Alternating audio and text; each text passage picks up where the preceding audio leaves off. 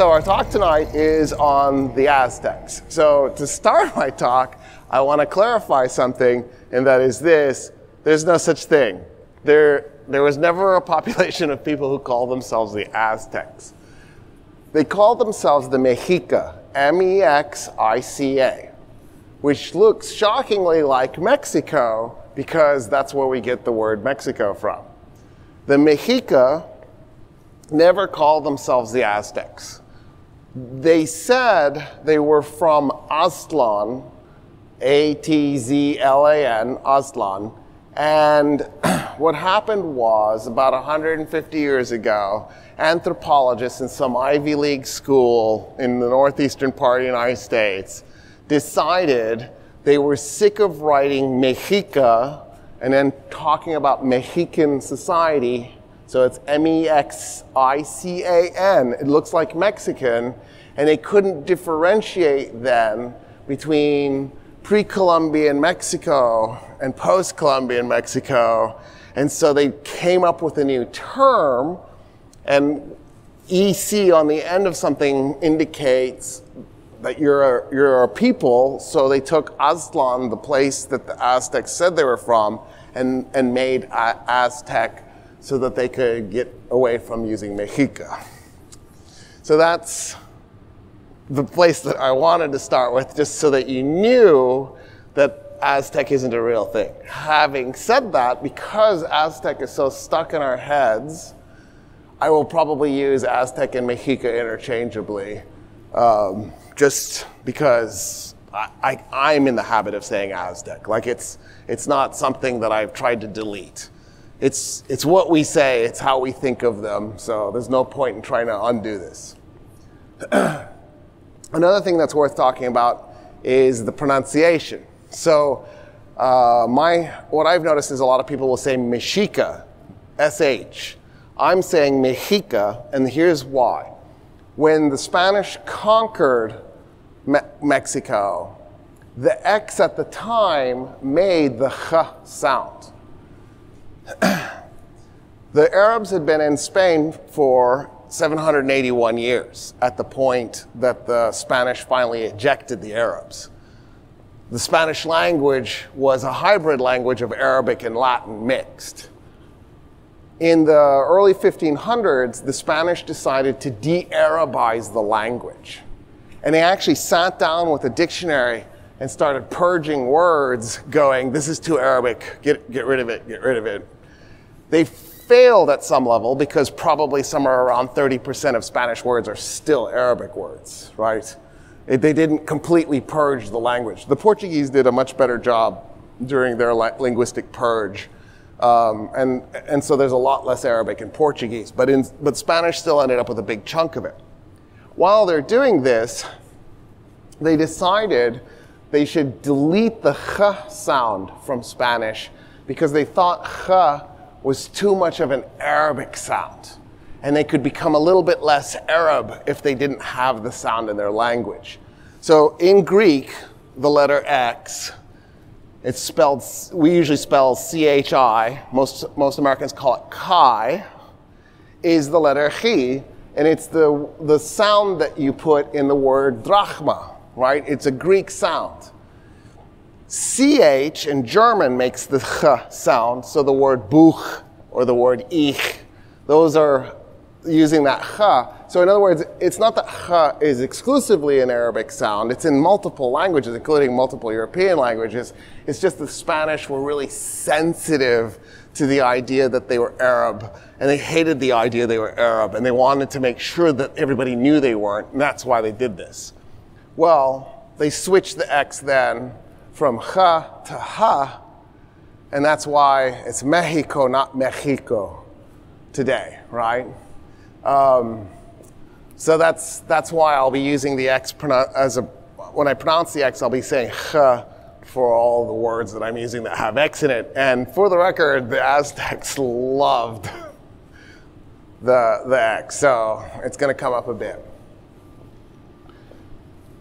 So now that we got that out of the way, I want to actually sort of lay the foundation. When I was an undergrad, the dominant, actually even when I was a grad student, the dominant understanding for how human migration to North and South America took place was, of course, we crossed the Bering Land Bridge and then populated North America and South America. The question was when, not really if. And most anthropologists sort of settled on somewhere in the time frame between 11,000 years ago and 16,000 years ago. So one of my professors, Dr. Ken Brown, this drove him nuts. And it drove him nuts for multiple reasons. One of the reasons was the amount of technology that the Native American population had around 16,000 years ago. And his argument was there was no way they could have come to North America 16,000 years ago and then instantaneously generated this level of tech. They needed time to generate the tech. And so he kept arguing that it was probably around 22,000 years ago when the Native Americans began crossing the Bering Land Bridge. And he was right. We now have a lot of evidence that indicates that, in fact, the populating of North and South America began probably somewhere around 22,000 years ago. The populating of North and South America is really tricky because, first of all, the reason why people move is when you were doing gathering and hunting. So all your food was generated by occasionally killing an animal. Once a week, once every 10 days, the men would go out and hunt every day with the understanding that they wouldn't even actively try to kill an animal.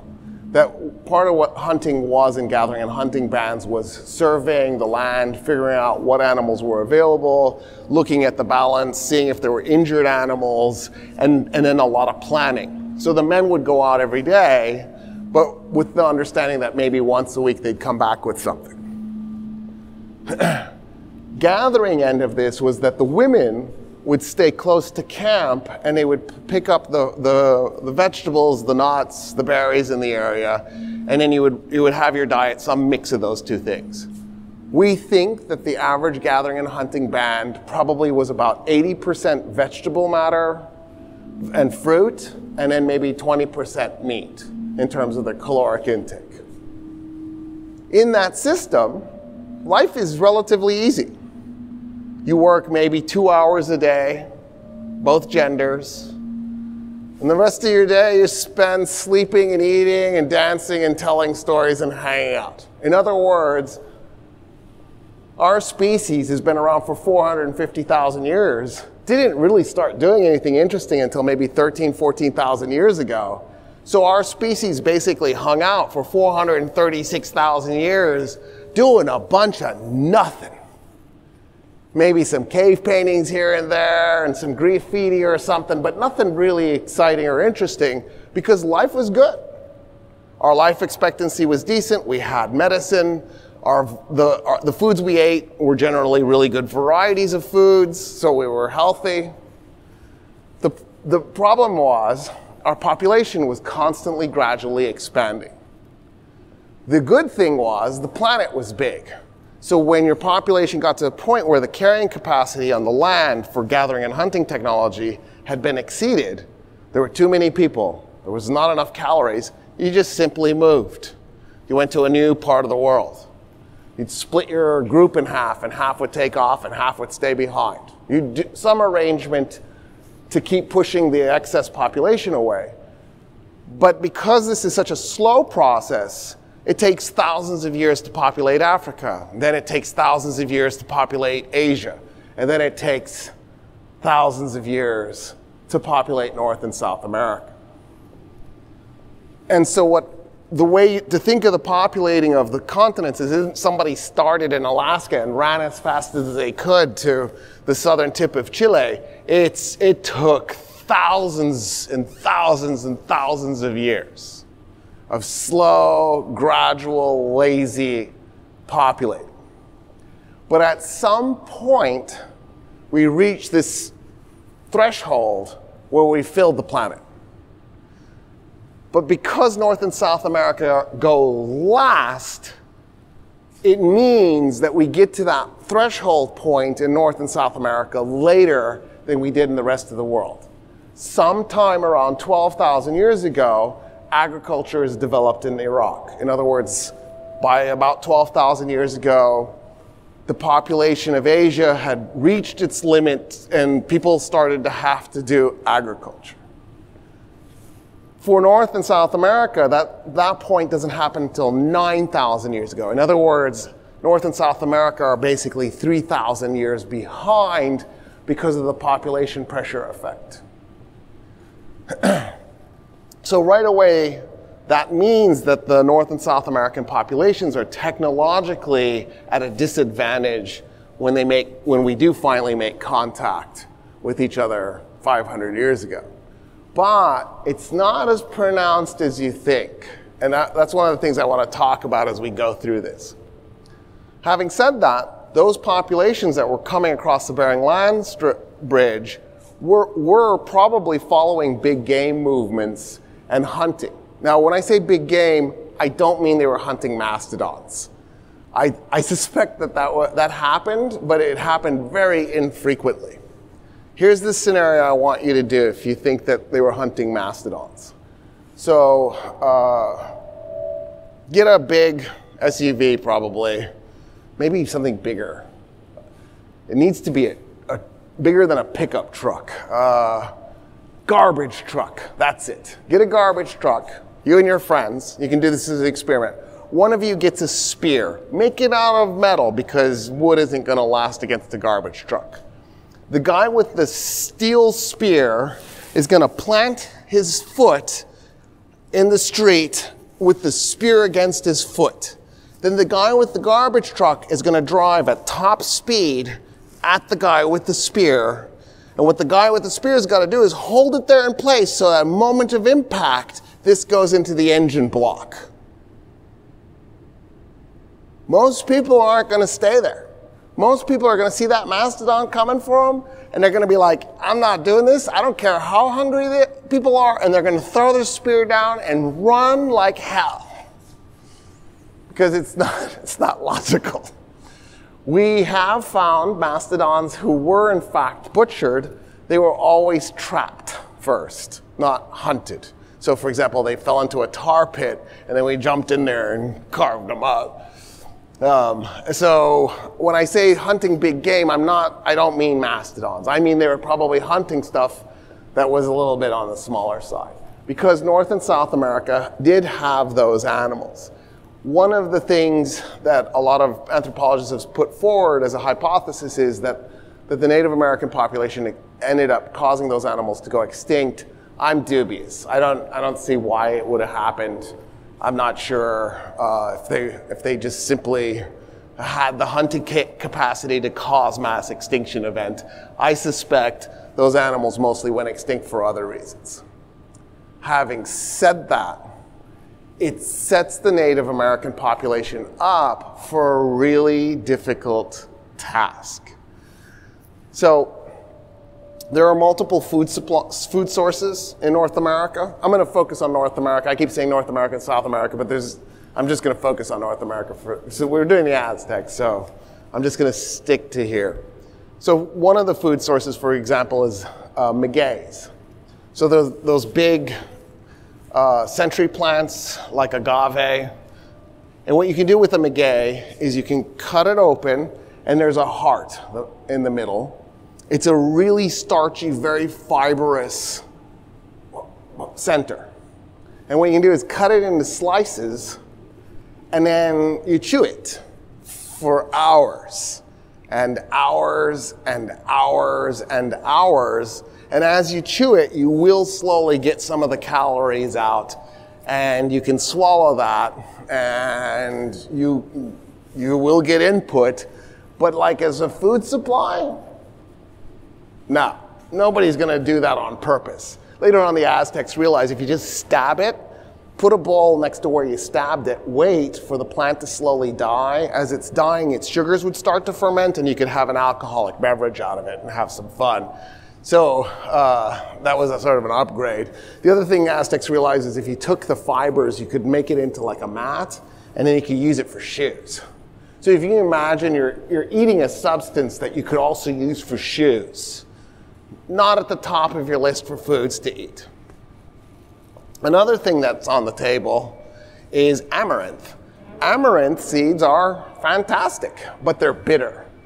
And so and they're small, and it takes a lot of effort to make a meal out of them. So there are things out there that you can eat, but it's not the stuff that you want to be eating. The foods that you wanted to be eating are squash and beans. That was what was available. And so what would happen, squash and beans were awesome because once you start doing early agriculture, roughly about 9,000 years ago, you could plant your squash on the ground and then the beans want to go up. And so they're not interfering with each other. They're occupying two separate spaces, but on the same piece of land. So you can grow both at the same time. The problem is you need something for them to go up. And what the Native Americans noticed was there was a grass that had a thick stalk. It wasn't very tall. It got up a little ways. And so if you planted the grass with that, you could get the beans to go up that.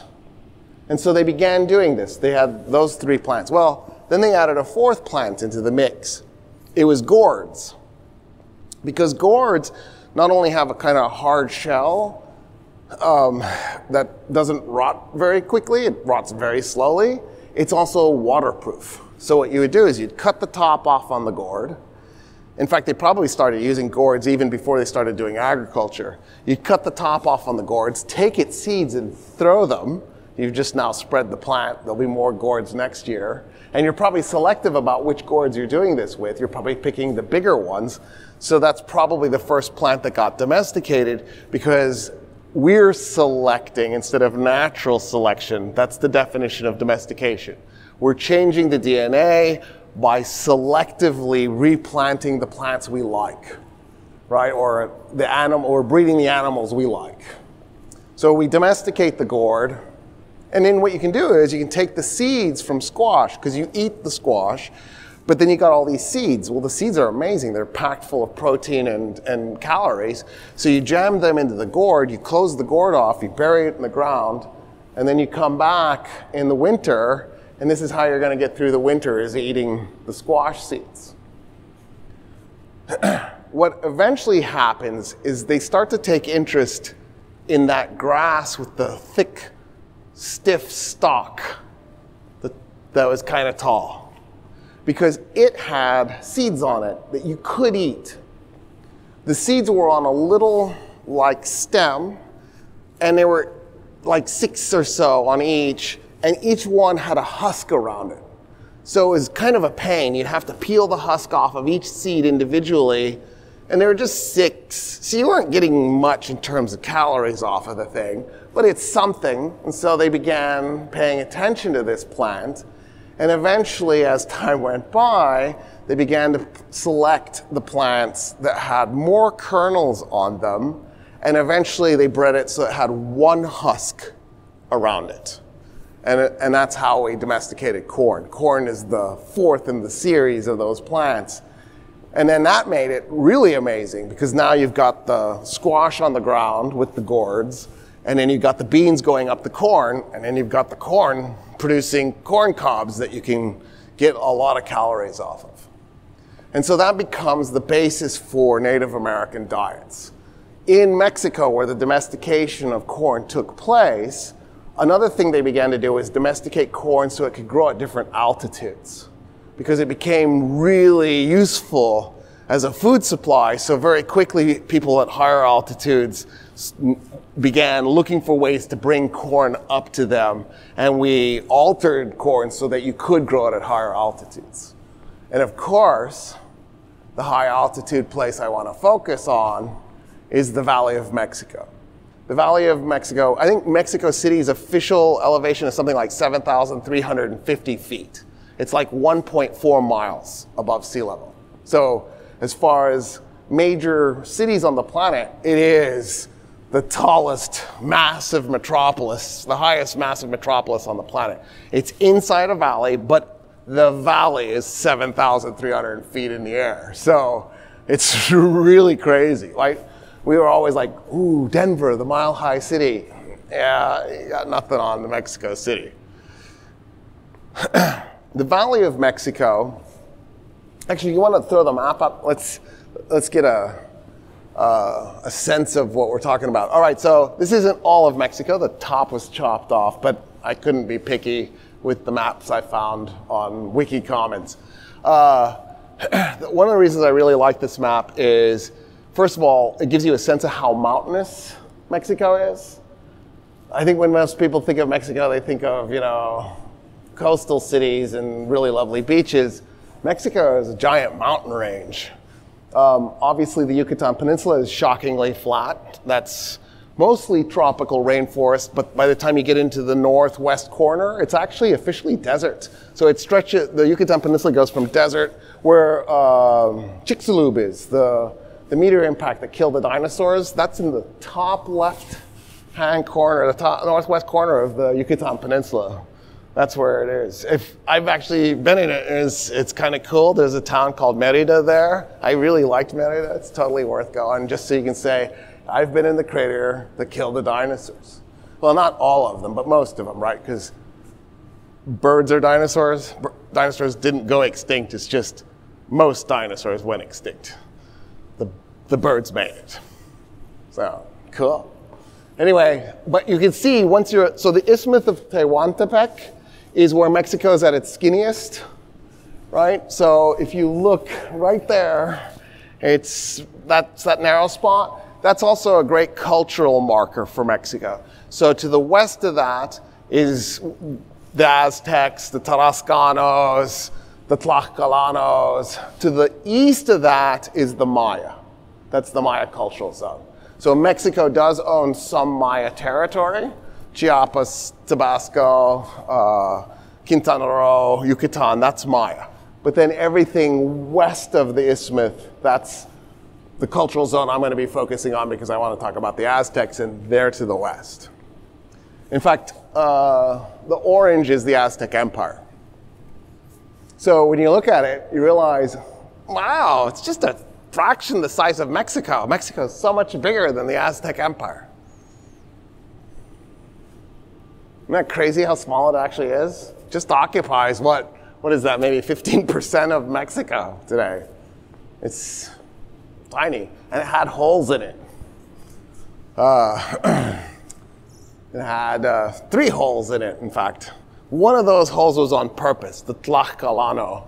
The other 2 holes were, the Aztecs never quite could finish them off, so they were stuck with this territory that wasn't theirs. Anyway, all right, so you got this in the background.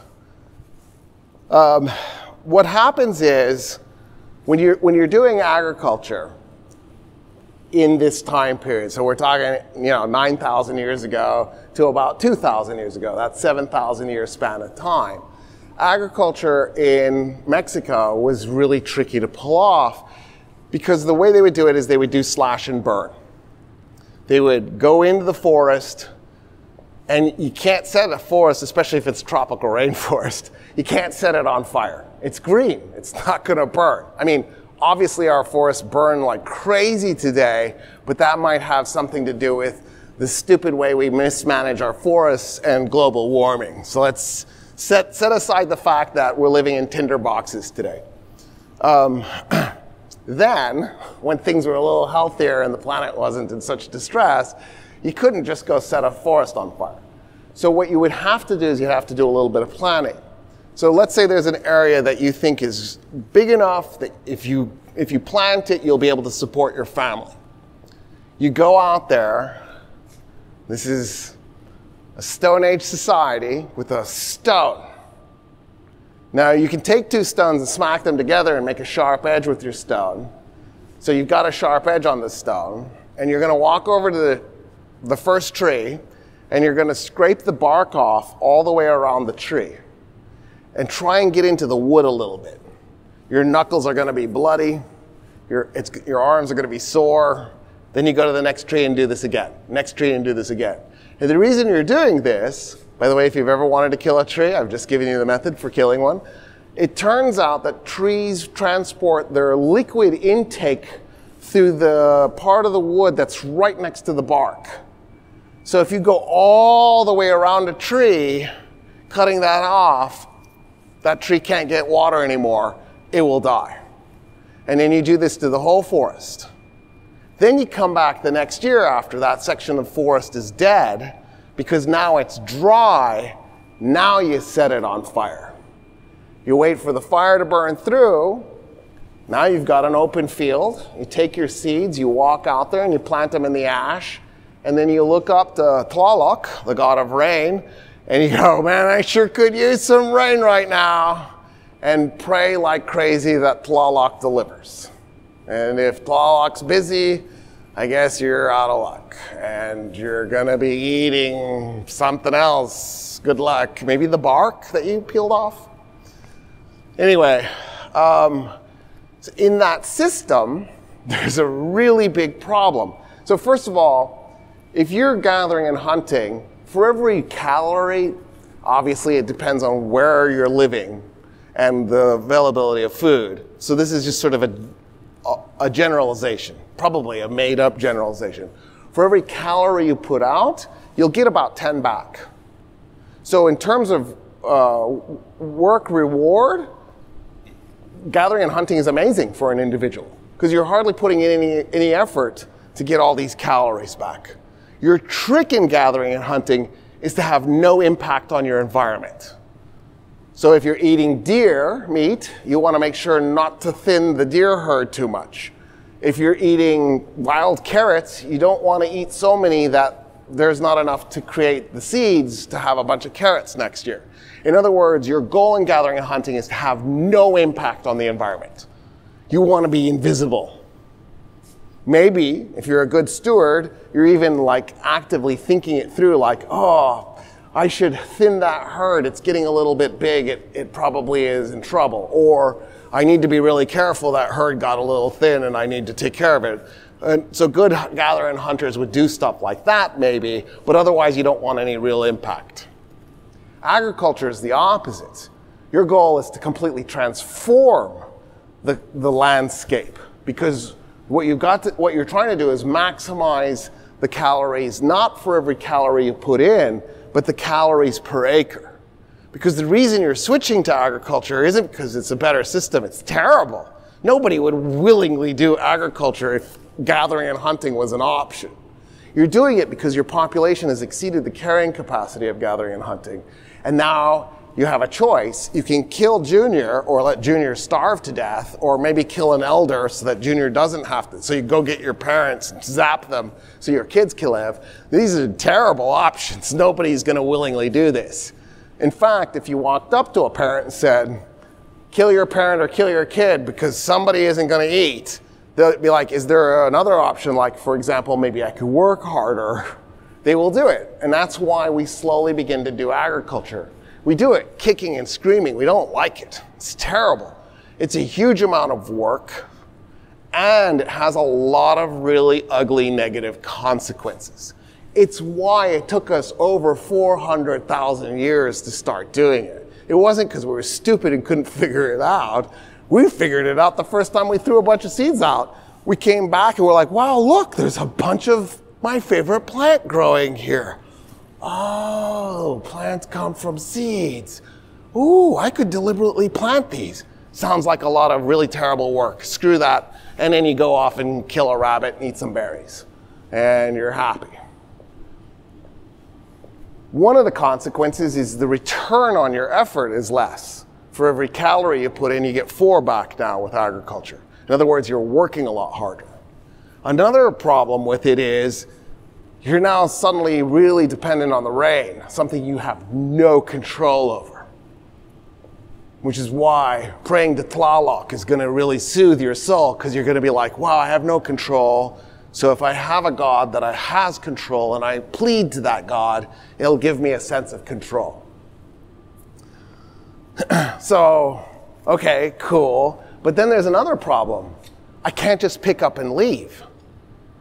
Because if I leave, somebody else can come harvest my crop. Or Bambi and Thumper show up and eat my crop.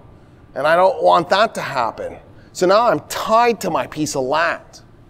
I'm stuck here. But it gets worse. Remember I set that forest on fire and I planted my seeds in the ash? Well, every year I grow my crop in that land, because they didn't have sophisticated fertilizers back then, and they didn't have the concept of crop rotation. Every year I plant my crop in that land, I diminish its nutrient value by about 10%. It's not that in 10 years it'll be zero. It's a geometric curve. It's an exponential curve that goes towards zero. So it'll go 90 on your second year, 81 on your third year, 73, 66, you see the pattern, 59. It's 10% of what you produce that you're shrinking. So you'll never get to zero, but by about year 11, you're like 39%. At some point, you'll reach the point where you're not feeding your family, and it's probably not year 11. It's probably like year 2 or 3 or 4, right? Like let's say you could feed your family with 80%. So then that means you could get year 1 at 100%, year 2 at 90, and year 3 at 81.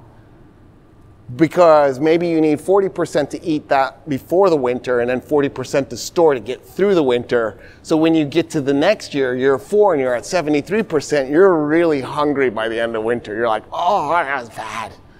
So you have to abandon your land. For every year you don't grow a crop on that land, for every year you did grow a crop on that land, you need 10 years of fallow time. You need 10 years for that land to have no crop production on it for it to recover. So if you produced 1 year worth of crop on that land, you have to wait 10 years for it to recover. If you did 2 years, you gotta wait 20 years. If you did 3 years, you gotta wait 30 years. In other words, I need about 11 times as much land than I need to be harvesting, because I'm gonna harvest about 1/11 or about 9% at any given moment. The rest of it's all gonna be fallow. And by fallow, I mean I'm letting the trees grow back. I'm letting the soil completely recover. So if I grew my crop for 2 years and and I'm going to go back to that farm field in 20 years, I'm going to have 20-year-old trees that I now got to get rid of. So there I am with my stone scraping the bark off so I can kill the trees so they can dry out, so the next year I can set them on fire. Now that makes another problem. If my neighbors are hungry, what's to stop them from raiding? Or what's to stop them from going and taking over one of my fields that I have fallow? In other words, switching to agriculture creates a problem because now I have an odd relationship with the people around me. And that's not all. When we were doing gathering and hunting, this season I'm eating that plant, and that season I'm eating this next plant, and I'm constantly moving so that I don't impact the environment. And also, there are different plants at different elevations that are ripening at different times, so I have a variety in my diet. It turns out our species really likes variety. It turns out our species doesn't do so well when you eat the same food over and over and over and over again. We start to run into health problems. So switching over to agriculture means I'm eating the same food over and over again. To make things worse, when I was doing gathering and hunting, there was a lot of medicine available because one of the things that the women do is they're constantly trying new plants to see what's edible and what's not. And in the process, they're like, you know, when I ate that bark, my headache went away. Let's try that again. You punch somebody in the head, give them the bark, and go, is the pain gone? Oh, I think I figured something out. But when you switch over to agriculture, you don't want that plant around because it's taking up land that you could be growing your high-calorie food on. And so medicine is going to at least take a hit, if not go bye-bye. And so all of a sudden, all these ailments that you were treating with all these random plants is off the table. And then to make things worse, corn. Now, wheat and rice are also issues, right? Rice is a very water demanding plant, And in wheat, you basically let it dry out and you have to grind it. Corn has an extra problem, and it's the shell around each, not the husk, the shell around each kernel.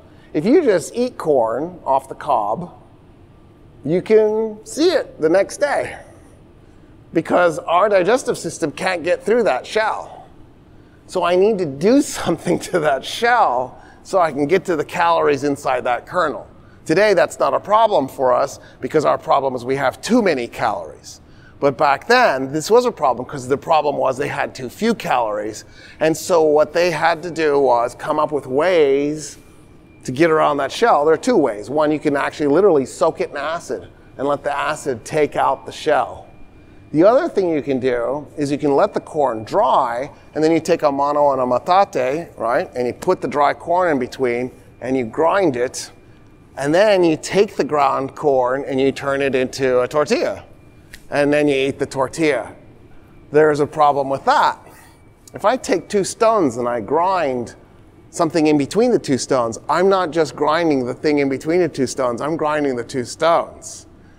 And then that gets into the material I'm about to eat. So when you eat bread, because we do this with wheat too, or when you eat tortillas, it's like eating sandpaper, and you will slowly destroy the enamel on your teeth, and eventually you won't have teeth. So in other words, going to agriculture was not something anybody happily did. This was a mess. But it does mean we're going to have to rethink the way we do everything. And so, can you do the Valley of Mexico, Joey? I caught you off guard. By the way, you see that lake in the middle? That's what we're zooming in on. So the Valley of Mexico, I already told you, had a really high elevation. In the center of the Valley of Mexico is this massive saltwater lake.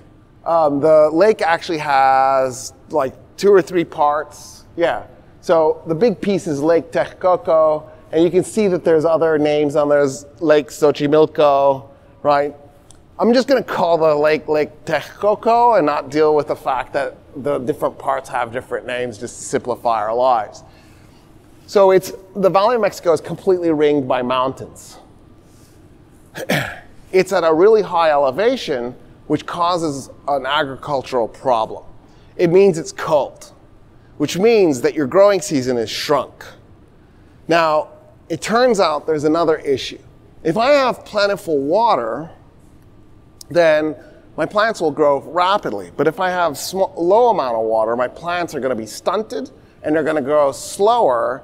So I got to get them to harvest. And to do that, I'm going to need fresh water. To make things a little bit more interesting, if the ground is dry and we get a light freeze, my plants will die. They'll freeze. But if the ground is wet enough, it's hard for the ground to freeze if it's wet enough. So I can be protected a little bit by a little bit of moisture in my land from a light freeze. So I can actually get a little bit extra of a growing season if I have water. The Valley of Mexico is not a wet place.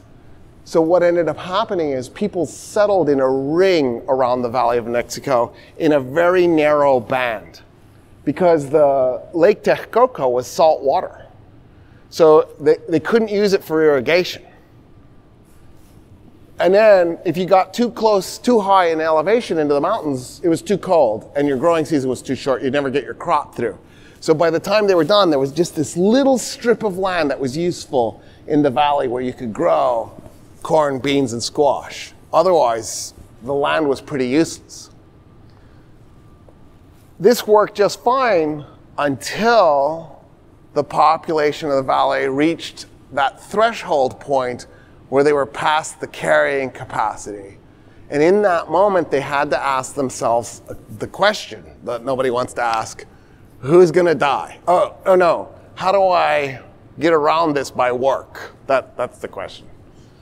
And here's what their solution was about 2,100 years ago. A group of people decided that, see where it says Teotihuacan up in the top right-hand corner? There was a big swamp there, big massive swamp filled with these really big trees. Somebody got the idea to basically go through the valley and and conquer it. Or maybe talk them into it. Because I'm not sure that anybody conquered anybody. It might have been somebody was charismatic and went and talked them into it. And they brought a huge portion of the population of the valley to Teotihuacan, to that big swamp. When they got there, the plan was to clear the swamp and turn it into farmland that would solve their water problem. The problem is, well, there's two problems. One, there's these giant trees in the swamp, so that was labor intensive to pull the trees out. But then the next part is, it's too wet. Your plants will rot. So the people who figured this out realized if you took and dredged canals through the swamp, the material in the canal, if you stacked it in the middle of the canals that you're dredging, you would raise the bed out of the water, and then you could plant the bed. And then by the end of the year, the bed will have slowly been eroding. Plant life from leaves falling and just sort of nature happening would slowly fill up your trenches. And then that would mean for the next year, you're going to have to go in there and dredge your trenches. You take the material from the trenches and you put them back on the mound where you did your original growing. Well, that stuff's really crazy fertile. So you've just refertilized your planting platform, so you don't have to let it go fallow for 10 years. You can keep growing your crop on the same exact spot over and over and over again. And so, in other words, they've suddenly figured out a way to have a massive chunk of land dedicated to food production that they can just keep in play all the time. But then, they're looking at this pile of trees they've pulled out. Big pile of junk that they didn't need. Boulders and trees, just stuff that was in the way of making these big farms that they wanted to make, that they've piled up. And somebody went, let's do something with it. And they went and they cut stone, and they stacked the stone around this giant debris pile, this giant garbage dump, and they turned it into the pyramids of the sun and the pyramids of the moon. And we think they did this all in one shot. And they made a town. And in the process now, they've got these floating gardens where they're producing massive amounts of calories. They've got 2 big pyramids that they can worship their gods at. And they've solved all sorts of problems. And that becomes sort of the first major population center to take off in the Valley of Mexico. And as a result, they're going to get to lay some of the foundation, the religious foundation, for the beliefs that the Aztecs are going to inherit. But here, I'm going to throw something into this. So we haven't even gotten to the Aztecs yet because I'm trying to lay the foundation. The Aztecs don't start to create an empire until 1427. Cortez is 1519. The Aztec Empire only lasted 92 years. The Aztecs are late. When I'm talking about Teotihuacan, when the Aztecs were looking at the Temple of the Moon and the Temple of the Sun, they were going, wow, this thing is so old. When the Aztecs were making their empire in 1427, they were looking at this thing going, man, it's 1,500 year old. This is ancient. These temples are ancient. One thing that's worth pointing out, just because I like these kind of connections and I'm always looking for them. So I told you, agriculture came about 3,000 years late to North and South America because the population pressure wasn't there to force it. Well, the Temple of the Sun and the Temple of the Moon were built about 2,700 years after Egypt built the step pyramid. So it's right on schedule, development-wise. Apparently, there is this step that civilizations take long after agriculture goes into effect, they take this step. It could be that there's a surplus of food, and that's why they take this step. But that doesn't seem to be the case in Teotihuacan. They were in trouble. That's why they did this, and then they took the step. So the idea that surplus of food is what leads to the construction of pyramids May have been the case in Egypt, but it wasn't probably the case here. Before I go on, I want to talk about the religion. The religion and the calendar. We'll do both at the same time. So there were two calendars that the Aztecs ran. And they inherited this. They didn't make these up, but they used them and they liked them. So one of the calendars had 18 20-day months. So 18 times 20 is 360. Which meant their calendar was flawed because it was missing 5.24 days, because a year is 365.24 days, right? But they didn't care. That was their calendar and they liked it. And they used it. They ran a second calendar at the same time, and it had 13 20-day months. 13 times 20 is 260. That calendar was off by 105 days. But strangely enough, the two calendars intersected every 52 years. Every 52 years, the two calendars had the same New Year's. And so that became like a super crazy sacred day, because it was like, oh, it's New Year's for both calendars, and they would intersect at that moment. And that meant crazy fun. I'll talk about it later. So that's the calendar. Let's talk about the religion. So the Aztecs, again, did have elements that were truly their religion. And then they got a bunch from Teotihuacan. They got some stuff from the Maya. They got some stuff from the Toltecs. The Toltecs were 900 to 1100. That's what's in my head. But now I'm saying it. It's freaking me out. I'm probably wrong. It's in around 1100 AD. So yeah, I think that's right. 900 to 1100. So the Toltecs preceded the Aztecs, and they did a lot of the cultural and technological development in the Valley of Mexico. At the core of the Aztec religion was the belief that there was a god called Ometeotl, and Ometeotl was both male and female, and Ometeotl conceived of itself and created itself through its self-conception, and then triggers the creation of the universe in that moment. Then we end up with 4 creator gods. So the 4 creator gods are called the 4 Tezcatlapocas. So there is a red Tezcatlipoca, a white Tezcatlipoca, a black Tezcatlipoca, and a blue Tezcatlipoca. Those are the 4 creator gods. As the religion changes over time, the Tezcatlapocas become differentiated out as different gods. So they become Huitzilopochtli, he's the blue Tezcatlipoca. Huitzilopochtli, actually, Joey, let's put them up there and so we can get a visualization on the gods as they were represented. Huitzilopochtli is the left-handed hummingbird, god of war, and the sun. Just let that sink in for a moment. The left-handed hummingbird, god of war and the sun. Huitzilopochtli is the god of the south. He's the one I put at the bottom. He's the blue Tezcatlipoca. The god to the west, the god of the west, the god on the left in this, is Quetzalcoatl, probably the only god that anybody knows from the Aztecs.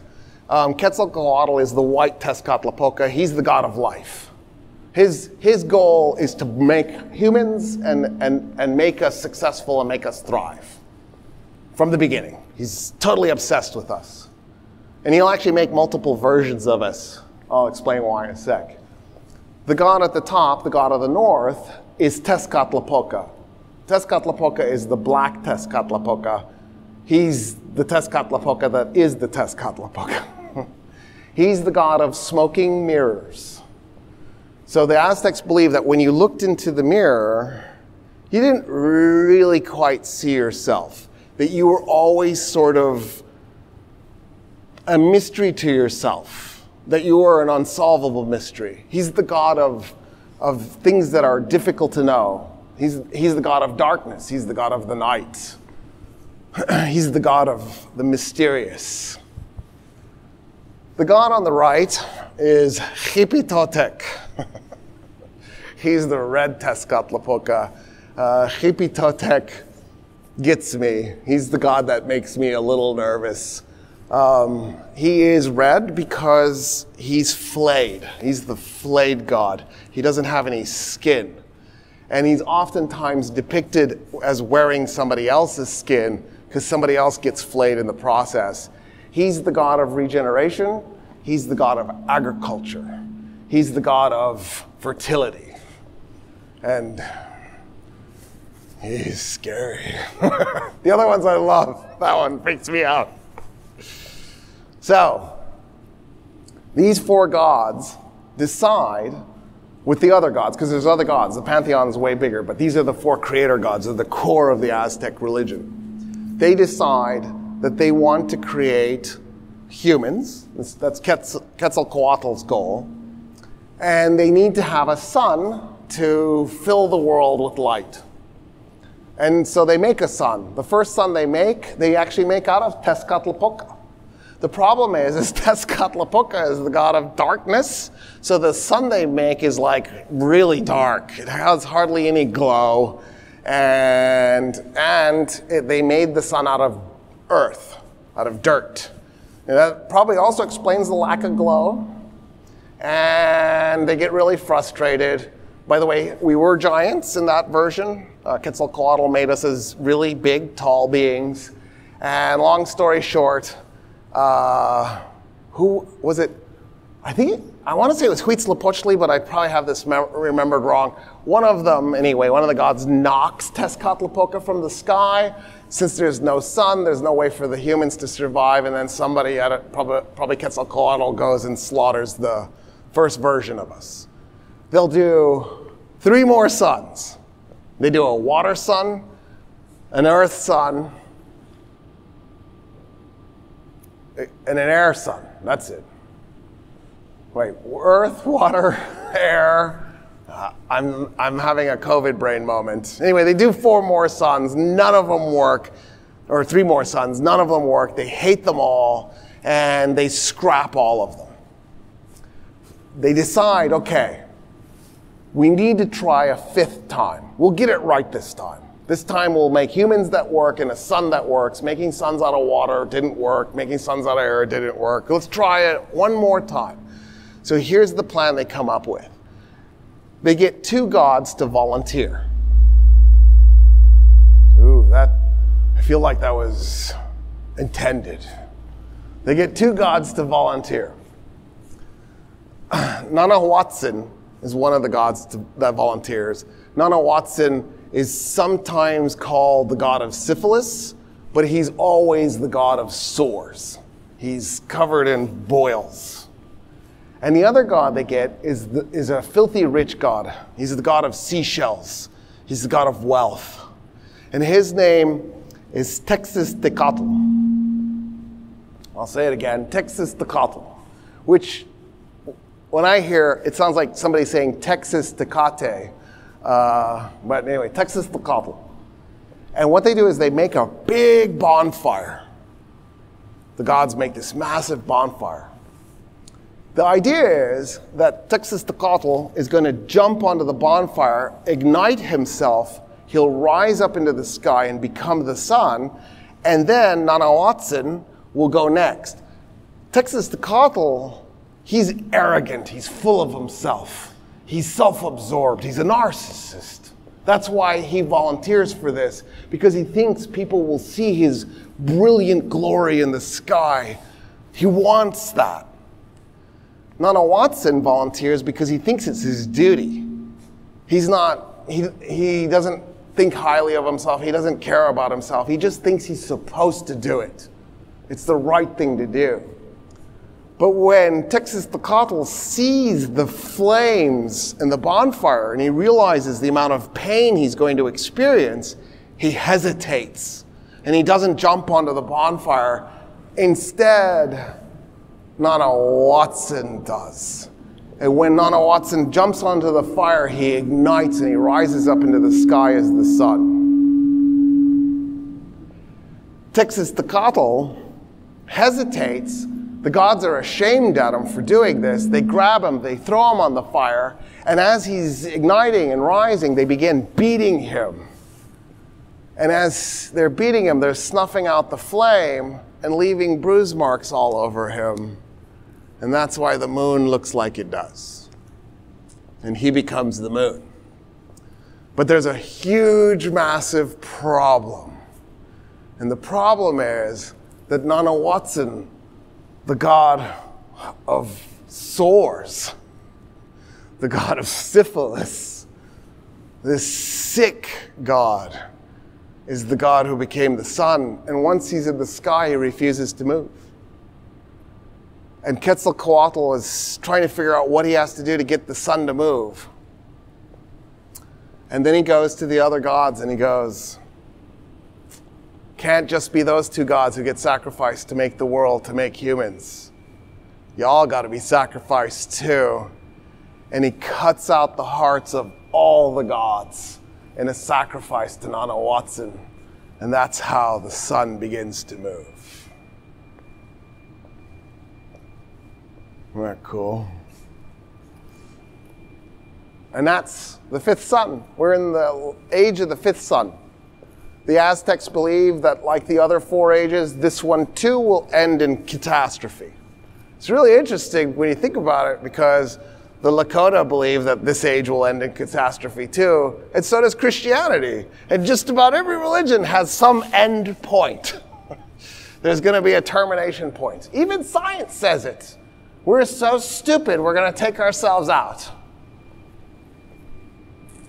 Anyway, just thought I'd throw that point out there. So this is the core of the religion for the Aztecs. All right, so can I get you to put it back on the Valley of Mexico map? So now let's talk about the Aztecs themselves, the Mexica. The Mexica, according to their own legend, came from the north and entered into the Valley of Mexico. So we don't know what they mean by the north, because do they mean Canada? Do they mean Texas? Do they mean the Durango in Colorado or the Durango in Mexico? That's all to the north of the Valley of Mexico. It could be any of them. No, the Valley of Mexico, not the Aztec Empire. But okay, that one, perfect. So, where they originally go, there it is. Okay, so see where it says Chapultepec? So it's towards the left, it's near the star in the middle. The star in the middle of the lake. Or not in the middle of the lake, on the left-hand side of the lake. Chapultepec. I see people sometimes say Chapultepec Hill. You don't have to say that. Chapultepec means Grasshopper Hill. So if you say Chapultepec Hill, you're saying Grasshopper Hill. Now, you're like, no, but it sounds good. Keep saying it. We do this anyway. Like Michigan, Lake Michigan, Michigami. It's the Ojibwe word for big lake. So when you say Lake Michigan, you're literally saying Lake, Big Lake. So I guess, why not? Brought to you by the Department of Redundancy Department.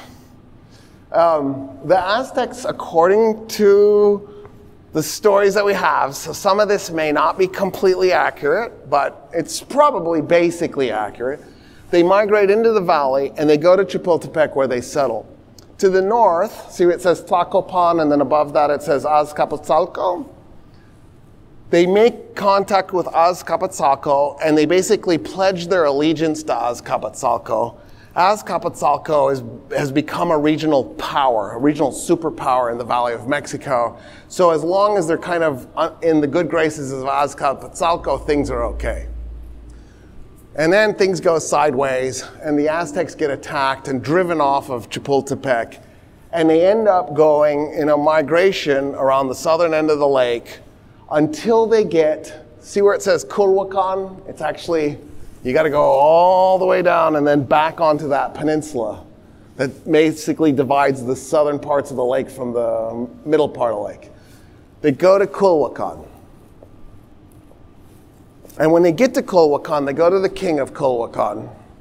And they go, we are refugees. We've been migrating for who knows how many years.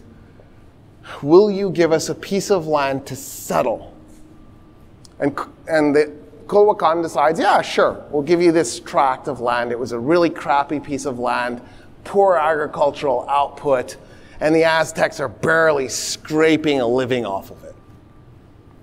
The priesthood is furious about this because they don't want this to be the end of the Aztecs, that they're stuck as this permanent refugee population in this really crappy piece of land. So the priesthood, after a few years, comes up with a way to motivate the people. Because the priesthood goes to the people and they go, no, let's move. And the people are like, no, we're sick of moving. Everywhere we go, we get attacked. Everybody hates our guts. We're just stuck in this permanent refugee status. We're done with this. It's a crappy piece of land, but we can barely eke out a living, and that's good enough. And the priesthood's like, no, this is not working for us. We got you. So I don't know how the priesthood pulls this off, but they go on the coast and they get a bunch of boats and they just pull them ashore and just line them up. So there's a bunch of boats on the shore. They go to the king of Culhuacan and they go, we want to honor you because you have been so good to our people. We're desperate, and through kindness, you gave us a chunk of land so that we could have a place. And we can think of no better way to honor you than to honor your daughter, the princess. Would you give her to us so that we can put her into a beautiful religious ceremony to honor you? And the king goes, yes. And he gives them the princess. So if there's no lesson you get out of this lecture other than this one, I think this is the take home. If your daughter is going to be honored, always ask which God first. Just so we're clear. Don't go with yes. Ask questions. Which God did you have in mind again? Because it turns out the priesthood had Reposts in mind. Remember the god I told you creeped me out? The god of the east, the flayed god, the red god, the red Tezcatlipoca. I usually wear a red shirt. I couldn't wear it to today's lecture, but I love Huitzilopochtli, so I went with blue. He's the blue Tezcatlipoca. It worked out great. But red, there was no way, not Reposts. It's too much. I have a limit. So what the priest did was they take the princess and they cut right here and they go around the base of the neck and then they split partway down her chest and very carefully peel her skin off so it comes out in one piece, alive. And then, as she's writhing in pain, they had one of the priests put her skin on, like Reposts, the flayed god. And then they start the ceremony. The king is in the audience waiting to see the ceremony. And the priest jumps out with the daughter's skin on. And the king freaks out, of course, and orders that all the Aztecs be slaughtered right then and there. The Aztecs didn't know what the priesthood was up to. The next thing they know, they're running, but they're on a peninsula. They're just running because they're scared. There's nowhere to go. They're running to the lake. And when they get to the lake, they see a bunch of priests standing by the boats going, get in. And the people get in, and they start rowing, and they row north to where the star is. When they get to that island, the priests had already told them about a prophecy. Long time earlier, like way back when. And the prophecy was that the last place they were supposed to settle, the place where they were never supposed to move again, was a place where they found an eagle standing on a cactus eating a rattlesnake. Which of course is the symbol in the center of Mexico's flag today. And they get to this island where the star is, and what do they see? An eagle standing on a cactus eating a rattlesnake. And the priests go, this is it. This is our spot. and they unload the people onto the island. They then immediately send word to Azcapotzalco. They sent a delegation, they send an embassy to Azcapotzalco, because by this point, Azcapotzalco is actually building an empire, the Tepenac Empire. And they are actually conquering whole swaths of the Valley of Mexico. And they tell them, we're ready to be your vassals. We're good. You're our rulers. We submit to you instantaneously. Of course, they fail to tell them, because Culhuacan is hunting us and they're going to slaughter us if they ever catch us. We need your protection. But once they have Azcapotzalco's protection, there's nothing Culhuacan can do. And now they've made themselves stable. So, the next part may be legend. The next part is that they get a Tlatoani. The whole thing might be legend anyway. A Tlatoani means speaker. They get a speaker. The first speaker of the Aztecs is a man named Tenoch. And Tenoch rules, according to the Aztecs, for a few decades. And that's what the city is going to be named after that gets founded on the island. It becomes named Tenochtitlan. So if you've ever heard Tenochtitlan, it's named after the first Tlatoani, the first ruler of the Aztecs, Tenoch. Tenoch is basically just trying to stabilize his population. There's no ambition here. They're just trying to figure out what they're going to do. Because the island might have been good to get them away from Culhuacan, but there's not much going on the island in the middle of a saltwater lake.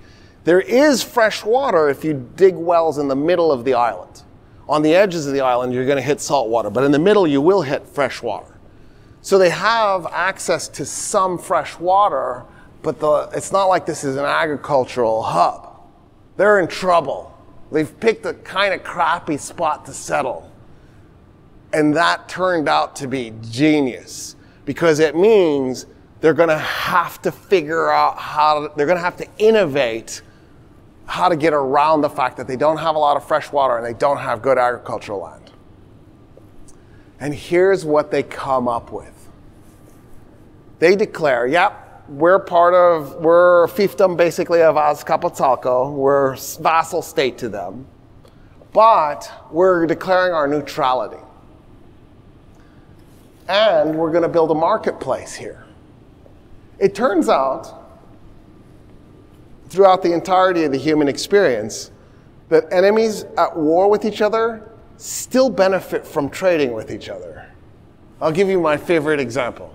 Henry Ford, that Nazi, I'm not being sarcastic, he really was a Nazi. Hitler actually gave him a medal for being such a good Nazi. So the next time you're at the store buying a Ford, and then you're looking at a Volkswagen, just remember they were both made by Nazis. You can pick your Nazi mobile, you got two choices. Full disclosure, my grandfather owned a lumber mill and lumbered trees for the Ford Motor Company. So I am a beneficiary of a Nazi. Anyway, I didn't get any inheritance from my grandfather. I got cut out of the inheritance because I'm the black sheep of the family. So I didn't really benefit from my grandfather, but you know what I mean. Like I have a link to Ford, even if it's not beneficial to me. So Henry Ford sold trucks to the German military until December 1944. And so for those of you who went to public school in the United States, Pearl Harbor was December 1941. In other words, for 3 years after the Japanese attacked us at Pearl Harbor, one of the main transportation vehicles for the Germans was a Ford truck. Now, you're like, well, how did he get the money? Switzerland. Switzerland was neutral. The Germans would just take the money and run it through Swiss banks, and that's how they could get the money to Henry Ford. Don't worry. Where there's greed, there's a way. You can make this happen.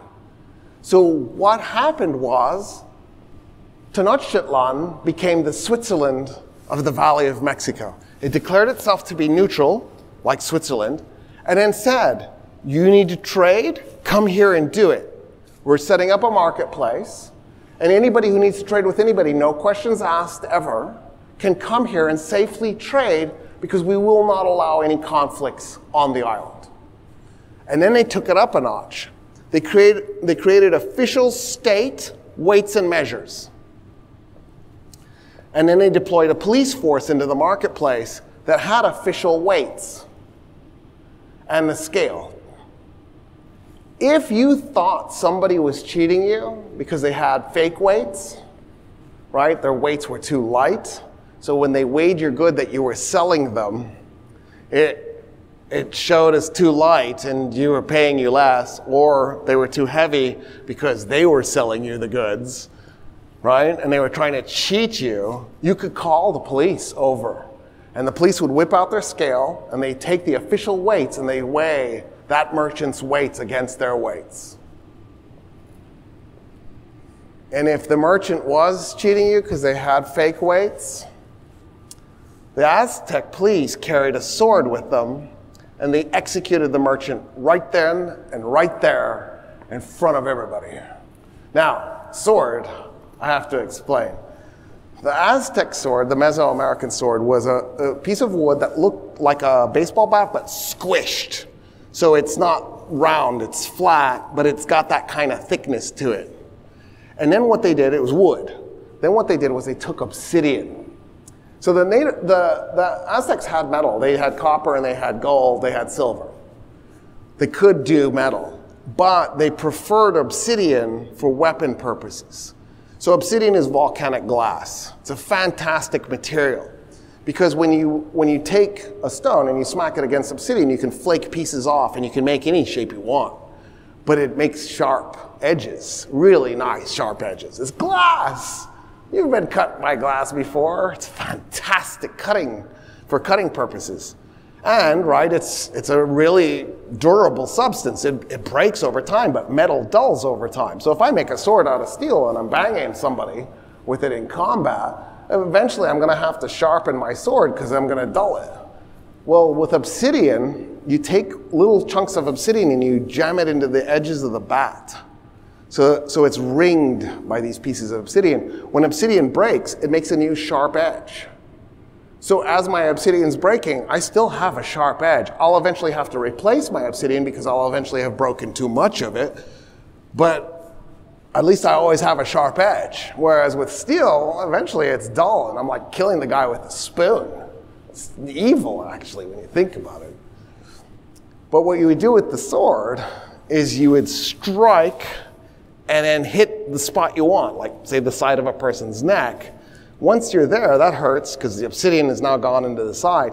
But because it's rounded pieces on the edge, as you pull back, it's like a chainsaw. Each piece going ding, ding, ding, ding, ding, ding, ding, ding, ding. It's a very effective weapon. Very cool. Now, here's the twist. If the weights weren't wrong, you died. In other words, you call the cops over, someone is dying. Don't call the cops unless you're really sure. And what that did was that made it so everybody knew the Aztec marketplace was a place where you could do business and not have to worry too much about being swindled. Notice I said not too much, because it turns out people still cheated. So there were 4 currencies for the Aztecs. One currency was a piece of copper shaped like a mushroom. So it wasn't a squished coin, it was like a 3-dimensional mushroom that they had, and they would exchange that. That was a currency, it was a legitimate currency. Another currency was corn. You could just take corn seed and you could trade it in sacks. Another currency was bolts of cotton. The Aztecs had cotton cloth, the greatest fabric on earth. Silk and linen might be better in terms of comfort, but, well, silk is really amazing. You can make armor out of silk, but it's super expensive. The Mongols, totally derailing the topic now, they had silk armor. When an arrow would hit, because silk is such a strong material, the arrow couldn't cut the silk. So what it would do is it would drive the silk into your body in front of the arrow. So when you wanted to pull the arrow out, you just grabbed a fistful of the silk and you could pull the arrow out. And it could only penetrate so far because the silk would stop it from going any deeper. Isn't that cool? Anyway, so okay, they didn't have silk, they had cotton though. And cotton's an amazing material. You can make lots of different variations of clothing out of it. It's relatively light. Like compared to wool is garbage. Like no human being would intentionally wear wool. Anyway, I'm wearing wool because it's a fashion statement. I don't know, I feel trapped by my wool. It's just how it is though. It's male oppression. All right, so, because have you noticed, like women can just basically, if I was a woman, I could be dressed like anything, but as a guy, I have a uniform. And every guy has to wear the same stupid wool uniform. No, it's true. Anyway, it's good though, because it's easy. I go to my wardrobe and I have 6 different black suits. And I just pick my favorite black suit for that moment. And I put that one on. Which one should I wear today? I know it's like dark gray, not actually black, but in my mind it's black because that's my favorite color. All right, so that's the marketplace. Now, there is a twist. I didn't tell you about the fourth currency. The fourth currency was cocoa beans, as in hot chocolate. The favorite Aztec non-alcoholic beverage. The Aztecs had 17 different alcoholic beverages. They were definitely into alcohol. It's actually one of my favorite little points to stop and pause and contemplate for a moment. You know how you were taught that BS in school about one of the reasons why the Native Americans all ended up as alcoholics was because we brought alcohol with, but they didn't have it? Monkeys have alcohol. That's the dumbest thing ever. No, literally, monkeys will wait until fruit over-ripens and starts to ferment, and then they'll go get it. And they'll literally get drunk off of it. And by the way, they will trade fruit for sex. So it's just like us. We're like drunk, falling over each other, getting into fist fights, falling out of branches, eating rotten fruit. It's perfect. In other words, the Native Americans had alcohol because we've had alcohol for at least 20 million years. We had alcohol before we had fire and ate meat.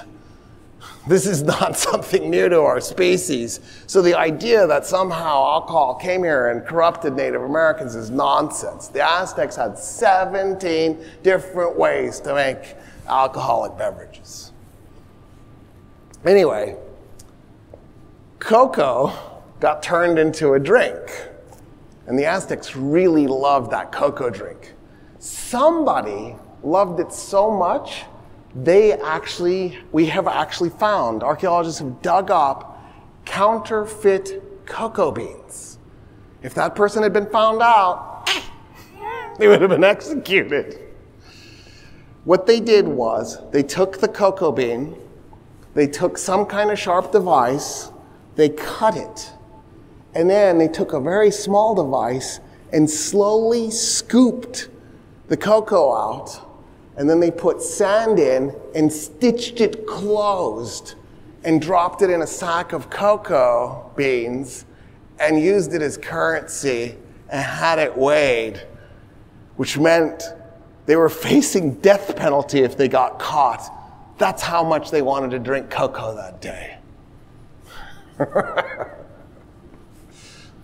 It is a good drink. I'm totally on board. I'm just not sure the death penalty part makes a lot of sense to me. Like risking, I could die, or I could have cocoa, or I could just not have cocoa today and not risk dying. I don't know. I don't really speed much either, so I'm probably, like if I'm going to do something risky, I want it to involve like saying something to the wrong person. You know what I mean? Or or climbing on the side of a cliff with faulty equipment. You know what I mean? I want it to be that kind of adrenaline situation, but maybe I'm too picky. So that's the marketplace. I need you to have this thing where it's bustling, lots of action, there's people trading and bartering and selling, and there are these scary-ass police walking around with their hand on their sword waiting for somebody to call them over. In the middle of this, they had a problem that they had to solve.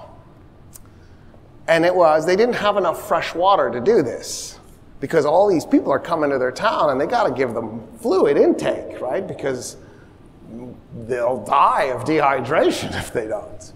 So they needed to get water to the island. Initially, they just went and made boats, and they would go get fresh water and they would haul it to the island.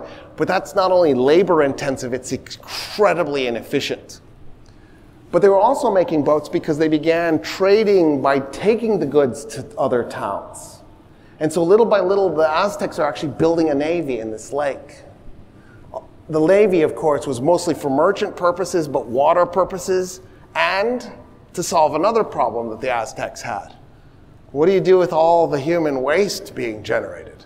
Because there's garbage, for one thing, being generated, but there's also fecal matter and urine being generated, and you really don't want that just hanging out in your town. You need to get rid of it. This isn't Paris, right? This isn't Europe, where they just threw it in the street.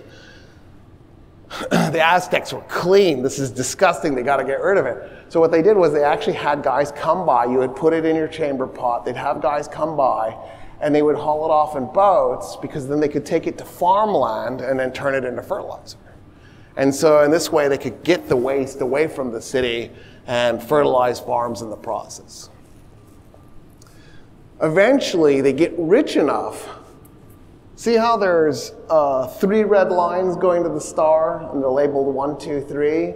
They get rich enough, they actually build 3 causeways, not at the same time, but they will eventually end up with 3 causeways. They literally just pile rocks and dirt into the lake. It's not a bridge. It's a causeway. They've cut the lake with an earthen barrier, and then they ran a pipe from the mountains through the causeway and brought fresh water to the city through the causeway. So now you can walk to the island, because it's not an island really anymore, and fresh water is coming to the island. So they solved 2 problems at once. Not everybody has to get there by boat anymore. And as they're developing trust and wealth and a navy, there's cities expanding because people are moving there, because there's jobs there. The marketplace is really successful. They're getting some wealth going. Tenoch is replaced by Akamapichli. He's the second Tlatoani. He's replaced by Huitzlahuitl. Huitzlahuitl manages to marry Tezazamoc's daughter. Tezazamoc is the ruler of Azcapotzalco, the guy who's in charge of the Tepenac Empire. And the way Huitzlahuitl is thinking is, if I can marry this guy's daughter, it's now linked us permanently to the superpower in the region. It not only protects us, maybe we'll start to become part of it and we'll get a share. When he dies, his son takes over, Chimalpopoca.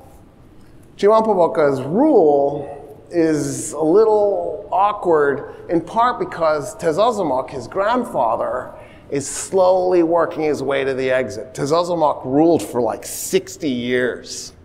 And so by the time that Chimalpopoca is the Tlatoani of the Mexica, Tezazamoc is old, and he's on his way out. So here, I'm going to tell you the official story, and then I'm going to tell you the unofficial story. So the official story is, when Tezazamoc dies in 1426, there's a power struggle in the Tepenac Empire, because everybody's jockeying to become the next Tlatoani of Azcapotzalco and to take over. And the Aztecs try to figure out which side to join, and maybe they pick the wrong side. And that side loses. When it becomes clear to Chimalpopoca that his side is lost, he decides to sacrifice himself. He's going to sacrifice himself to the gods, but his cabinet goes first. Wouldn't this be something? Like the president gets up in front of the country and goes, we've decided, my cabinet and I, that we're going to kill ourselves. Well, we're going to have priests kill us. And I'm going to have the Secretary of State go first, and I'm going to stand here in line and make sure the whole cabinet goes, and then I'm going. That would have been something. Anyway, that's what they decide to do. Because Chimalpopoca knows it's lost, it's over, he needs to go out in a blaze of glory. He can please the gods, and maybe in the process he can save the Aztecs. Because they picked the wrong side. Don't pick the wrong side. His whole government has just been executed. Sacrificed. There is a god, Chalk, and there's a Chalk Mall. It's a statue. So if you've ever been to a Maya ruin, you've seen it. You just may not have noticed it. There's a statue of a god reclining. He's got his knees bent, and then he's got his elbows out. So his body is kind of bent forward, so he's shaped like this, and his head is up. And what they would do is they would take you, they would set you on Chalk Mall, so your back is against his chest. So he's kind of like holding you in an embrace, and your knees are bent over his knees. And then they would have priests pull your hands back, your arms back, so you're pinned. Another priest could hold your head down. And then two other priests would grab you by the feet. And then another priest comes with a obsidian blade.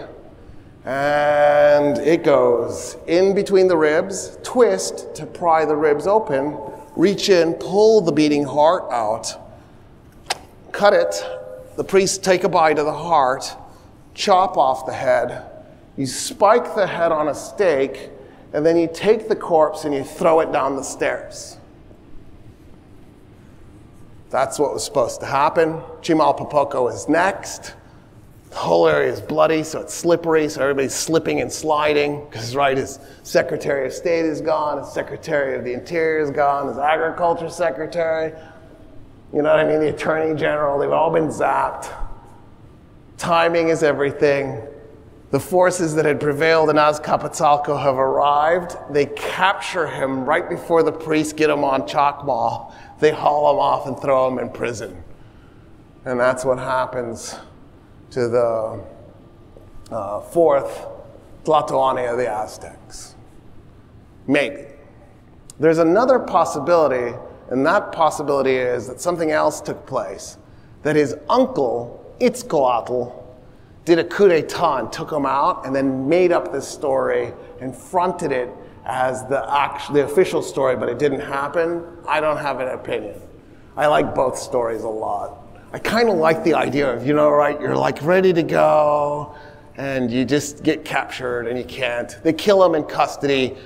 Itzcoatl becomes the next Tlatoani. He's the fifth Tlatoani, 1427. Itzcoatl wants nothing to do with being the vassal state of Azcapotzalco.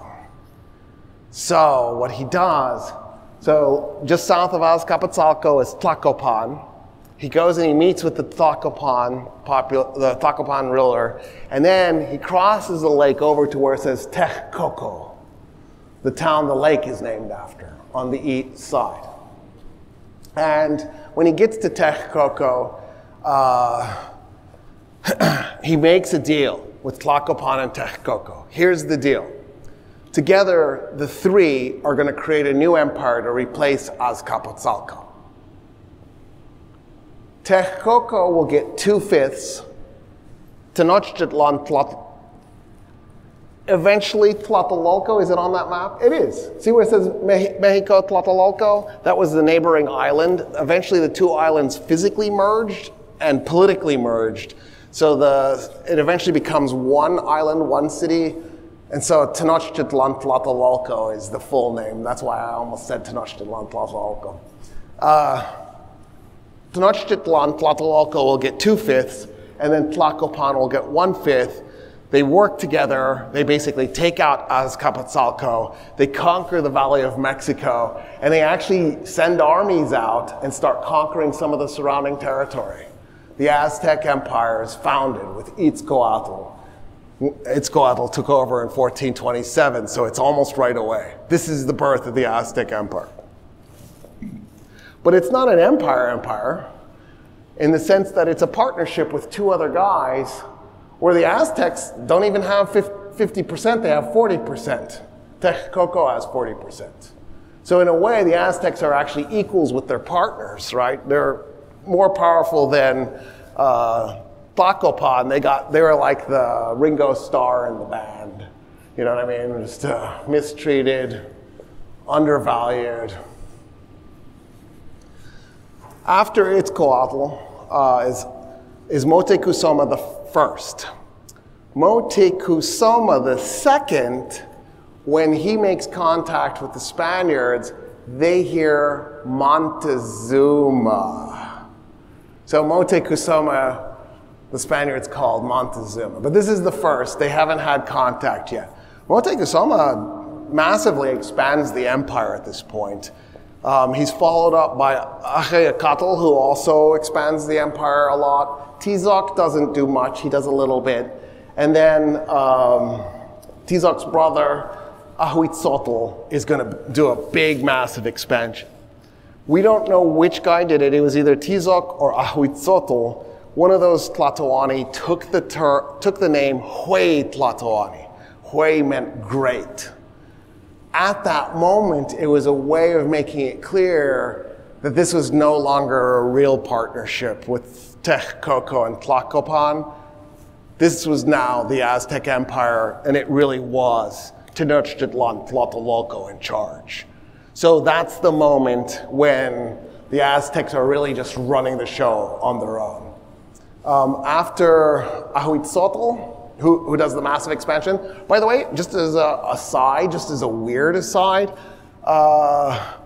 Ahuitzotl gets credited as the first person in recorded history. There might have been somebody who did this somewhere else at a different time, but this is the first recorded case of this where he took a bird species from one place and introduced it to another place. He brought grackles to the Valley of Mexico for some reason. And so that's that guy. Anyway, he gets replaced by Moctezuma the second, as in the guy Cortez makes contact with. That's how brief the Aztec Empire is. Right? Moctezuma the second is the 10th Tlatoani. They only had 12. Cuitlahuac, the 11th, was Tlatoani for like 80 days. Like, you don't even need to remember his name, except you just want to show off and say, look, I know number 11. And then Cuauhtémoc is the last. So, I've done the sacrifice thing. You've seen it a little bit in your mind. But I want to point something out that's really interesting. I've just been telling you about how they start conquering the Valley of Mexico, and eventually they conquered that area in the other map that was kind of reddish-orange, big chunk of land. The Aztecs believed it was unethical, it was immoral, it was against the gods to kill in warfare. When the Aztecs went into warfare, they went unarmed. The Aztec army was a wrestler army. So here's how this worked. So let's say I live in Tenochtitlan, I'm an Aztec, and you are too. So I'm putting you in Tenochtitlan. The city was a grid. The streets were straight. So it's just a grid city. Inside each block was a single building, and in the middle of the building was a courtyard, and each block had an extended family in it. The blocks were called calpulis. Each calpuli had its own specialization. So there's the calpuli that does seashell jewelry, the calpuli that does jade jewelry, the calpuli that makes obsidian blades, the calpuli that does leather work, the calpuli that does woodwork, right? Each calpuli had its specialization. So what am I in the mood for? Let's be jade jewelers. That sounds cool. So that's what we do in our Calpuli. It's time for war. So we've been called upon, each Calpuli is called upon to produce a certain number of warriors. So let's say it's you and me. We're going to be two of the people who are selected by the Calpuli. The Calpuli elders get together and they picked us. And then a group of other people too. But we need to be paired up. Everybody got paired up. So you and me were paired up. We go, we do our training. It's a bunch of wrestling. We're boys. We've been wrestling our whole lives. That's what boys do. We punch each other in the face and we wrestle. So it's not like this is going to be that different. The big difference is, part of the training is trying to figure out how to disarm a guy with a sword trying to kill you with it. Because think about it, I'm unarmed, but they're not. So we line up for battle. I'm standing there. In fact, let's do the Aztec Empire map, the one with all the provinces on it. Because then I can show you the last place they conquered. And I can also tell you why they never conquered the Tlaxcalano. So the last place they conquered, do you see where it says Tlaxcala Confederacy? It's one of the orange pockets. Underneath that, there's a little red dot. It's probably too far away for you to read. That's the town of Cholula. And of course, the Valley of Mexico is where the lake is, to the west of that. Cholula is the last place the Aztecs conquered. So, all right, let's say that's what we're doing. We're there. It's 1519. It might have been 1518 when they conquered it. It's right at the end, right at the apocalypse, with Cortez arriving. So we go, we're lined up. Well, one of us is going to go first, because the rule is we're going to wrestle, but it has to be one-on-one. There's no cheating. The Aztecs believed there were rules to combat, and you would upset the gods if you cheated. So let's say I get to go first. So you're my partner. You stand behind me. You've got rope. I don't have a rope. I don't have anything on me. Well, the guy I'm going to go up against is going to have something. He's going to have a spear or a sword. You know what I mean? Like, he's got a weapon. I'm coming at him.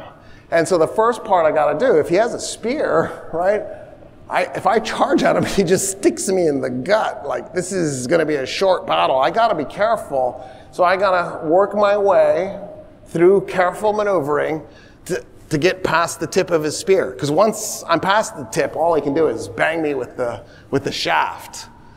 If it's the sword, there's no getting past the damn thing. It's right. He's just got it.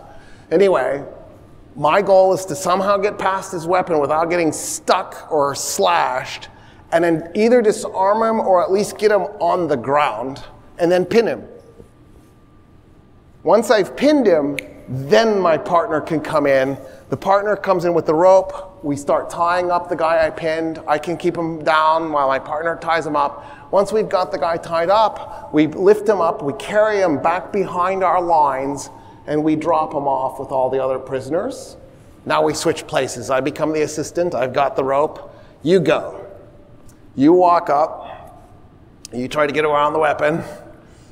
It's there. You get past it, let's say. And you capture the guy. You pin him. I run up, help you tie them up. We take them back behind the line. We're done. That's it. That was all that was on us. As soon as you captured one person, you didn't have to fight anymore. The battle's over. Unless you want to. So now, we're going to have a conversation. Because do you want to go again? I do. I'm an adrenaline junkie. This is perfect for me. For the first time in my life, I'm getting dopamine. I hate making jade jewelry. It's so boring. If I die in battle, this is okay. You're like, I like jade jewelry. I'm not doing this. But then you can still be my assistant. So I'm going to go again. And then let's say I'm successful. Well, by this point, I'm probably kind of beat up and really tired, right? Because there's this guy trying to kill me, and I've probably got cuts on me from this and bruises from the wrestling. And when I was pinning the guy, he's probably punching me and kicking me and biting me, you know what I mean? Because he doesn't want to get captured. You'll see why in a little bit.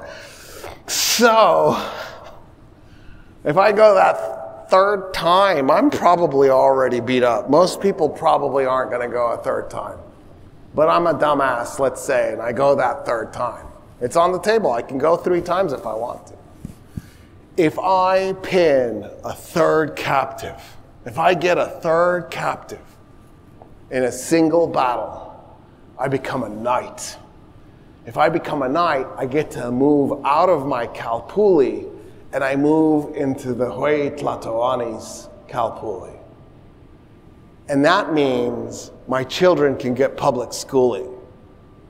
The Aztecs had public schools for the children of the knights.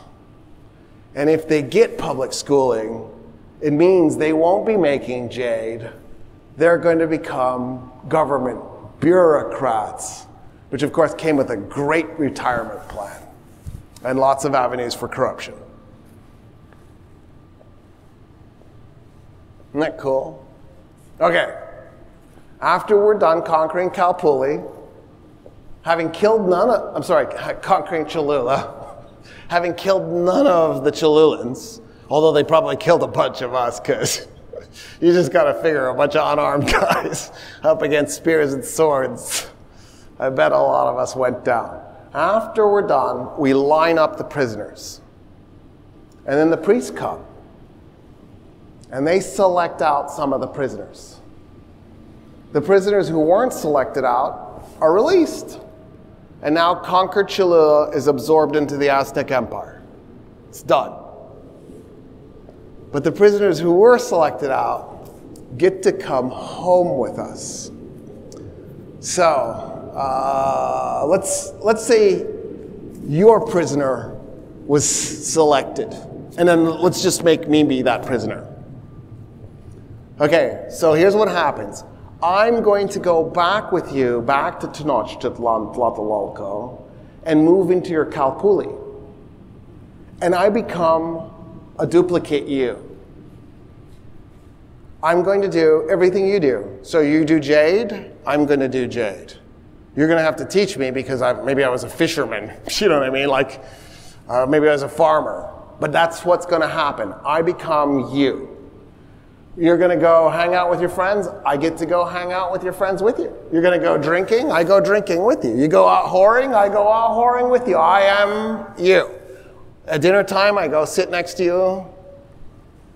I'm like your little shadow. All the religious ceremonies, we go together.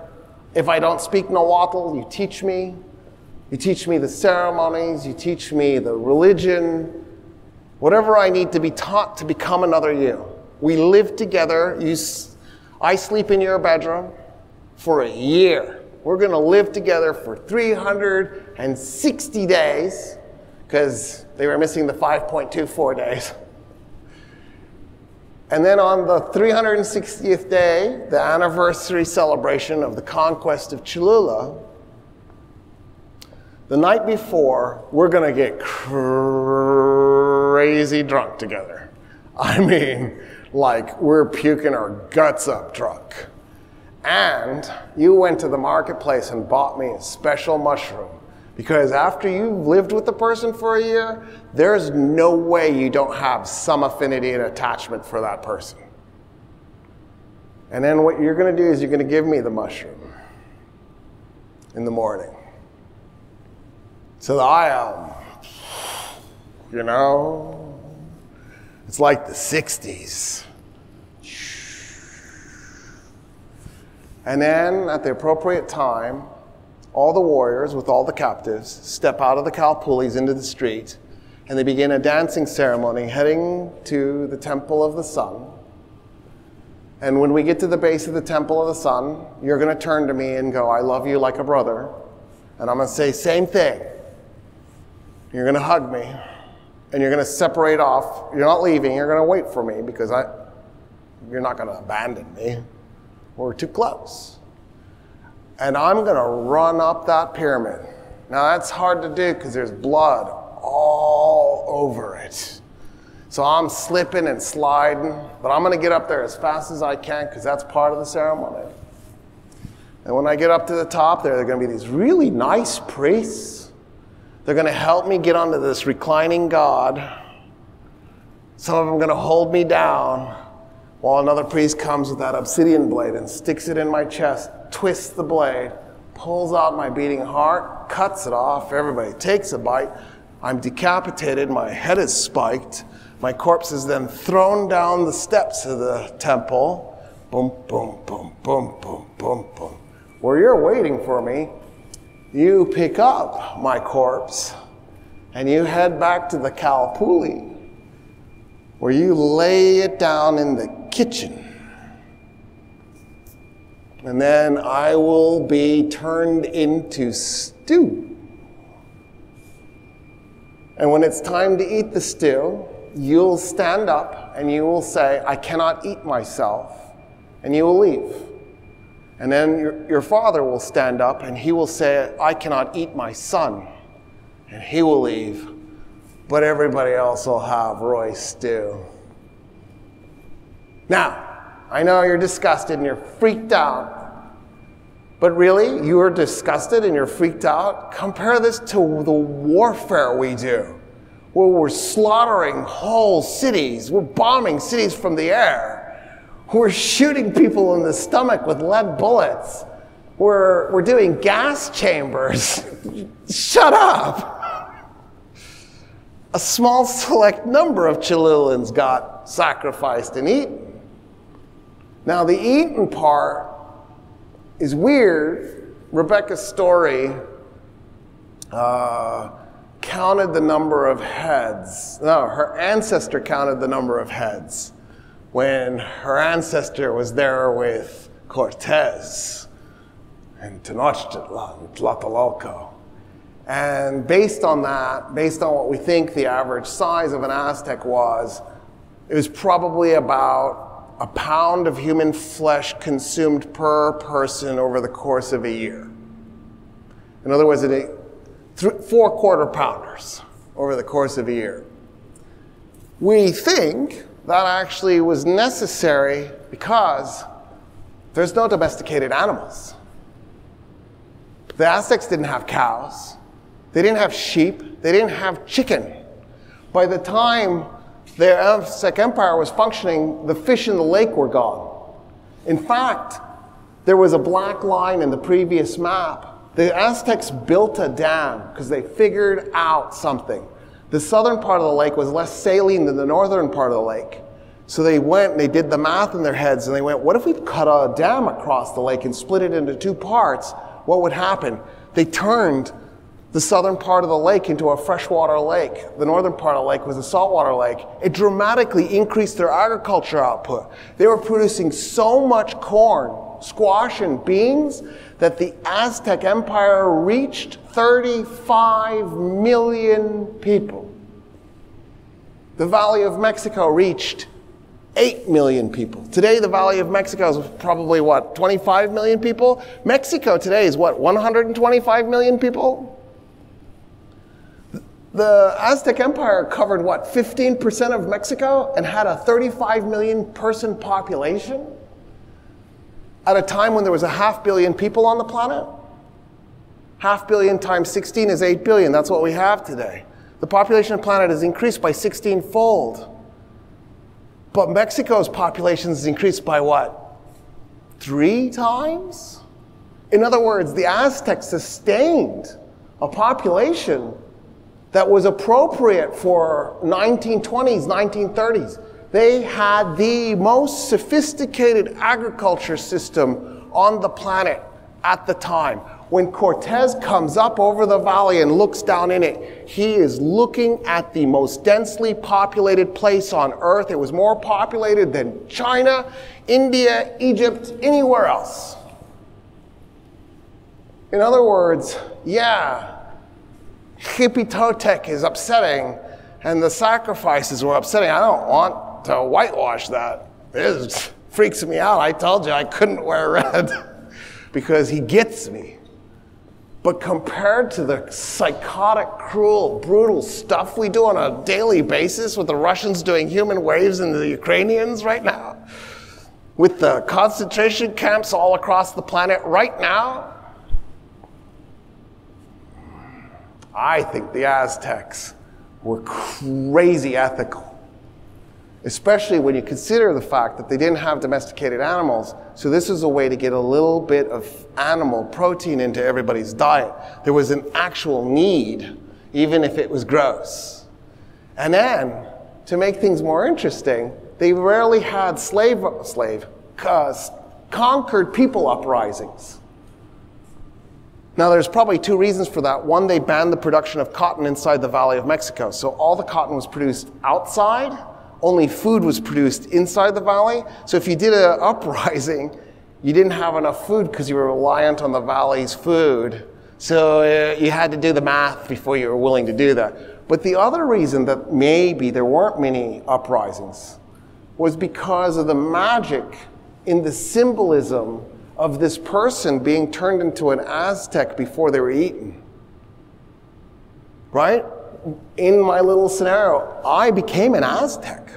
I learned the language if I didn't know it already. I learned your trade. I learned how to navigate the streets.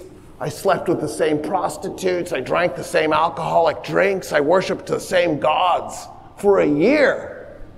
And then I got eaten. I got literally absorbed into the body Aztec. And for a fraction the cost of lives that the Spanish, for example, will do. So, we don't have time to get into the conquest, which saddens me because I really wanted to do Cortez. I'll have to have a part 2, I guess. But I want to point this out. When Columbus landed in 1492, the low number, the conservative number, the number that's generous to white people number, was 140 million people living in North and South America. 108 years later, 1600, the estimate was that it was 15 million. It went from 140 million to 15. Do the math, that's 125 million, but it's not, because that's 5 generations, right? If a generation's 20 years, that's 5 generations. So that means there were all these babies being produced that you still had to kill too to get rid of that population. So the real death toll was probably 150 million, 175 million. The Aztecs would have never done anything like that. Life was too precious to them. Quetzalcoatl is the god of life. They couldn't comprehend what the Spanish were doing because they couldn't believe it. Since I can't do the full lecture, I'll just tell you this. When the Spanish got to Cholula, they captured it from the Aztecs. And then they killed every single person in the city. The Aztecs went, "What are you doing? You murdered the children, you murdered the women, you murdered the prisoners. Who would do something like that? You are sociopaths." It shook them up. It shook them to the core. They had never seen such evil before.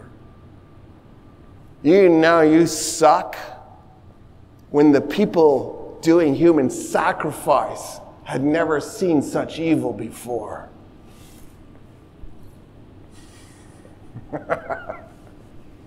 And then eating the dude. The human sacrifice, and they ate him. And you're more evil.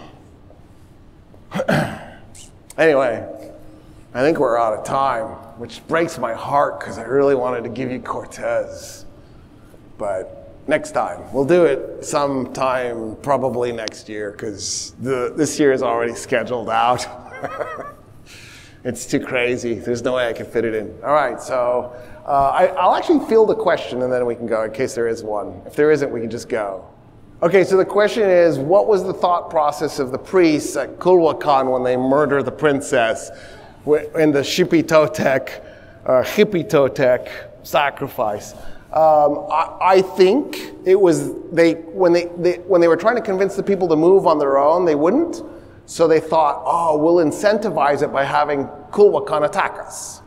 But you know that priest that was standing there, he died. Like the priests that were at the front, they were probably all massacred. They willingly sacrificed themselves to make the Aztecs refugees again on purpose. I think that's what their motivation was. I don't think they thought they were dishonoring the princess in the process. So part of the religious system said that Nana Watson, the god of syphilis, the god of sores, the god that became the sun, had to have human blood sacrifice to stay in orbit. They believed that what they were doing is they were keeping the sun in orbit. And that if they didn't do this, the fifth age, the fifth sun would fail in it, and we would end into a cataclysm. And unlike the Abrahamic religions, which welcome the apocalypse, they want it to come, they didn't. They were like, no, this sounds terrible. What do you mean we're going to lose everything and we're all going to die? So they didn't ever think when they were doing a sacrifice that it was a waste. For the Aztecs, the only waste was to murder somebody in cold blood. That was terrible. They couldn't comprehend that. There had to be a purpose to it, which is, the exact opposite of our civilization, where we just randomly slaughter whole populations for no reason, including the Native Americans. Anyway, any other questions? All right. Well, thanks for coming. I hope I freaked you out just enough, and we'll see you next time.